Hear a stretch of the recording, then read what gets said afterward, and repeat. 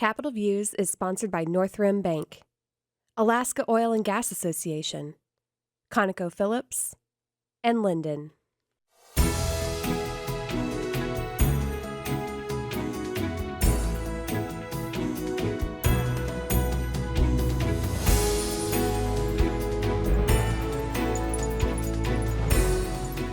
Hi, I'm Tim Bradner with Alaska Legislative Digest, and welcome to Capitol Views. And welcome today to Dr. Erin Campbell, our new state geologist for Alaska. Dr. Campbell, you're new here, and maybe you can describe for us just what your background is and what a state geologist does. I know you're also the director of the Division of Geologic and Geophysical Surveys. I think I had that right. Anyway, welcome to Capitol Views. Thank you so much, Tim, and thank you for the opportunity to introduce myself and tell you a little bit about what we're working on at the division. So I have been here a little over 6 months now and am clearing my first Alaskan winter. And I came here from the Wyoming State Geological Survey, where I was the Wyoming State Geologist for several years. Prior to that, I was at the University of Wyoming, where I was a faculty member. Before that, I was at Chevron as a development geologist. And so now I'm here at the Division of Geological and Geophysical Surveys in Alaska, which is, to be honest, the pinnacle of positions as a state geologist. And so a state geologist is the person that the governor, the commissioners go to when they need geologic information. We manage the state geological surveys across the country. And we actually get together as a group and keep track of what other states are doing and what the needs are on a national level to help us do our jobs.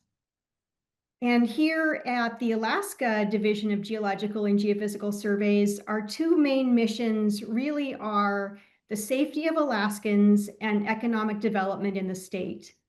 And in terms of safety, we cover geologic hazards such as landslides, avalanches, earthquakes, faulting, volcanoes, health hazards like radon, and our coastal hazards group, which has been growing, was very busy this year with the events related to ex-Typhoon Halong. The other half of what we do is economic development in the state in terms of natural resources.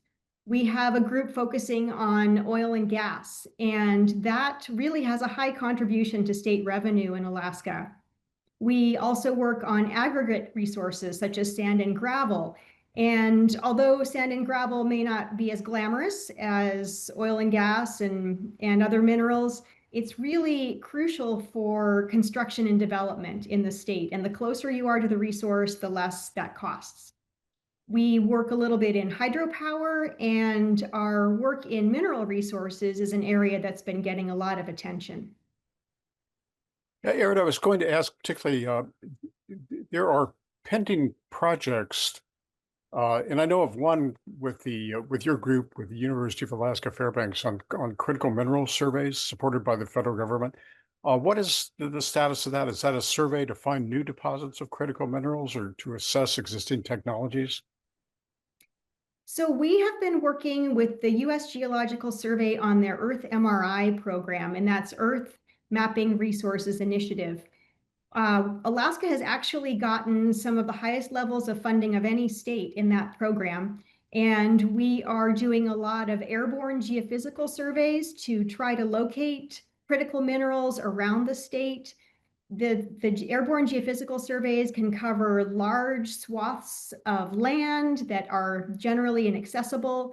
It can see through the cover and can identify belts of mineralization that have the potential to contain critical minerals.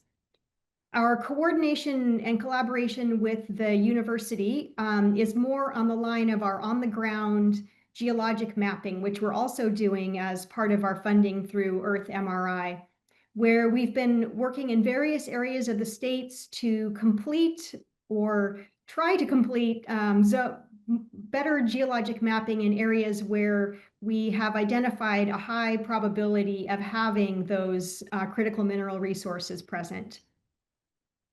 Erin, I've also heard the term rare earth elements, and that sometimes people get, and me included, get this mixed up with critical minerals. What's the difference between the two? What's a critical mineral versus a lot of the rare earth elements have names that I can't come close to pronouncing. Maybe you could just explain a little bit about the difference and why they're important. Absolutely. So critical minerals are defined as elements that are needed for manufacturing, medical uses, technology, and defense, and they have supply chains that are at risk of disruption. And rare earth elements are a subcategory of critical minerals. So if you were to look at the periodic table of elements, at the bottom of the table are two lines of metals called the lanthanides, and those are rare earth elements. And so the rare earth elements that are part of critical minerals are a subset of that group down at the bottom of the periodic table.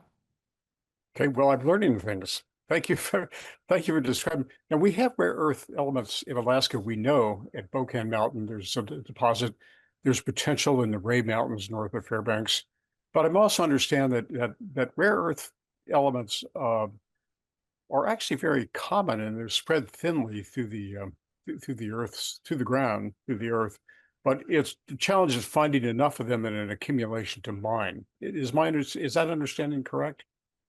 Yes, that is correct. They are disseminated in very small amounts throughout most rocks. And the ideal situation is finding a zone where they've been concentrated through some geologic process. And that's why you often find them associated with other deposits, such as gold and silver and well, the platinum group is part of the critical minerals, but you'll have a concentration of these elements as a result of geologic processes, usually something like hydrothermal fluids moving through, leaching these elements from the other rocks, and then depositing them in a one location. So, for example, I understand that we have producing mines that in connection with their production of ores that they now produce, there's also mixtures of rare earth elements and critical minerals mixed in, like Red Dog and Greens Creek mine.